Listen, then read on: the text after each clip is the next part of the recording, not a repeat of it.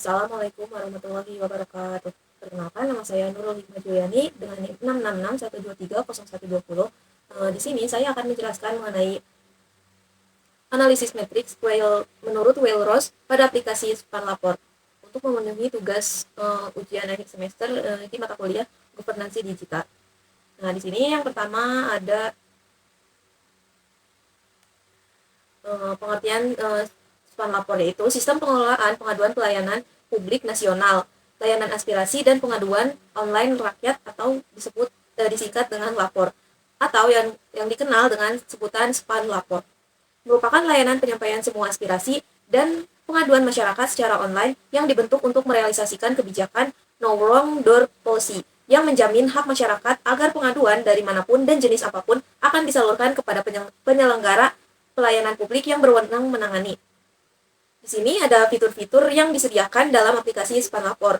Nah, notifikasi apabila di gambar kedua ini ada notifikasi apabila telah mengajukan pengaduan atau pelayanan. Di gambar ketiga ada fitur profil pengguna. Di gambar keempat di sini ada untuk mencari bentuk pelayanan atau pengaduan sesuai dengan kategorinya. Nah, dan yang terakhir ini di sini ada fitur untuk mengajukan pengaduan aspirasi dan permintaan informasi. Selanjutnya di sini ada governance arrangement matrix pada aplikasi SpanLapor. Nah, di sini ada what dan who. Di sini ada bisnis monarki, IT monarki, federal, feudal, IT duopoly, dan anarki. Selanjutnya ada IT principle, IT arsitektur, IT infrastruktur strategis, business application needs, dan IT investment. Di IT principle, di input ada tim teknis Kemenpan RB, dan federalnya ada OPD. Nah, yang kedua di decisionnya ada Kemenpan RB. Di IT arsitektur, inputnya yaitu Kemenpan RB.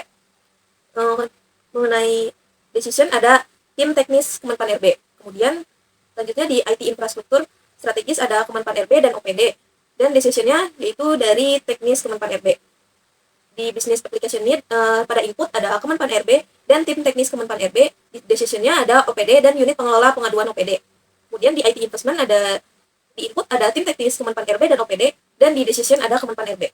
Kesimpulan dari analisis ini yaitu SpanLapor menunjukkan karakter tata kelola TI yang paling dominan pada archetype bisnis monarki, di mana Kemenpan RB memegang peran sentral sebagai pengambil keputusan utama hampir di semua aspek strategis, mulai dari prinsip, arsitektur, infrastruktur, hingga investasi TI. Meskipun terdapat unsur federal, feodal, dan IT monarki dalam pelaksanaan operasional dan teknis, arah dan kebijakan utama tetap dikendalikan secara terpusat oleh Kemenpan RB.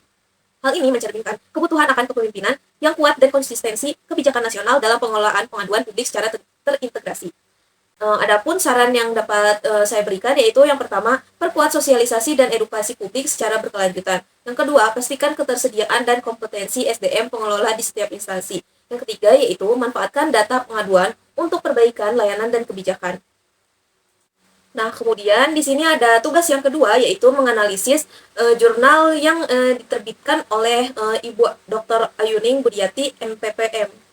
Nah, di sini saya mengambil jurnal yang berjudul The Improvement of E-Administration in Indonesia, an analysis based on new theory, dengan menggunakan analisis 5W dan 1H. Di sini mengenai what, yaitu artikel ini membahas tentang implementasi e-administration atau administrasi elektronik di Indonesia, yaitu pemanfaatan teknologi informasi untuk meningkatkan efisiensi, efektivitas, transparansi, dan akuntabilitas layanan publik pemerintah. Dan penelitian ini menganalisis tantangan, hambatan, serta solusi strategis dalam penerapan e-administration dengan menggunakan pendekatan teori U sebagai pisau analisis penelitian. Selanjutnya ada where atau di mana. Penelitian ini berfokus pada konteks Indonesia secara nasional dengan contoh penerapan di berbagai instansi, pemerintah pusat maupun daerah, seperti DKI Jakarta, Surabaya, dan beberapa layanan publik daring seperti pajak dan aplikasi KAI Akses. Tidak disebut lokasi penelitian spesifik, namun pembahasan relevan untuk seluruh wilayah Indonesia yang sedang mengembangkan e-administration. Yang ketiga ada when atau kapan.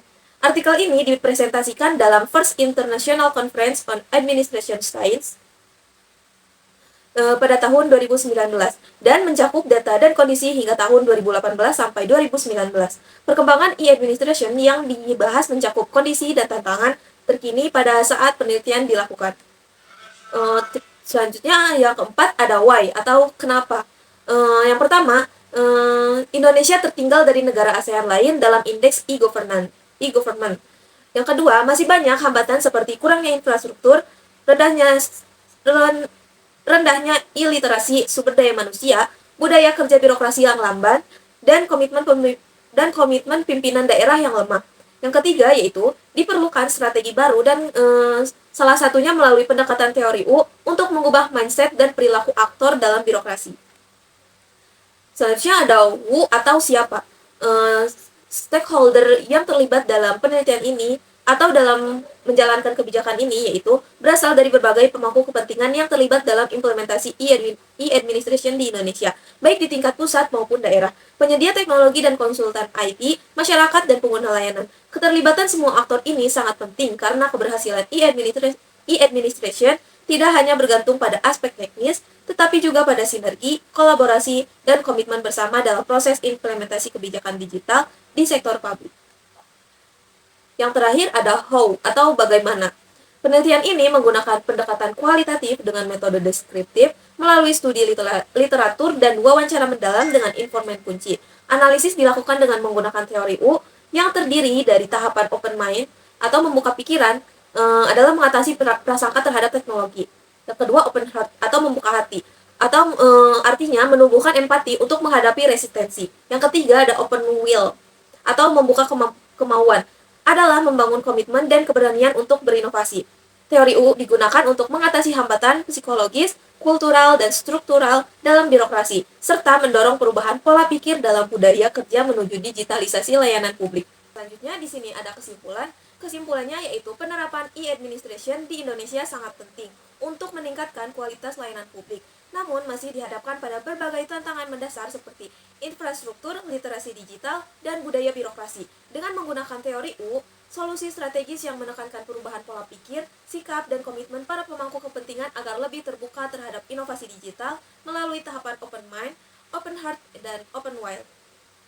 Manfaat yang dihasilkan dari implementasi e-administration sangat nyata, yakni meningkatkan efisiensi, efektivitas, transparansi, dan akuntabilitas layanan publik, sekaligus memperkuat pemberdayaan masyarakat serta potensi pemberantasan korupsi. Namun, agar manfaat tersebut optimal, diperlukan sinergi antara penguatan infrastruktur, peningkatan kapasitas sumber daya manusia, dan integrasi sistem yang lebih baik di seluruh level pemerintahan. Dengan demikian, teori U bukan hanya menawarkan solusi teknis, tetapi juga perubahan mendasar pada budaya dan tata kelola pemerintahan menuju era digital yang lebih responsif. Cukup sekian video presentasi dari saya, kurang lebihnya mohon maaf. Wassalamualaikum warahmatullahi wabarakatuh.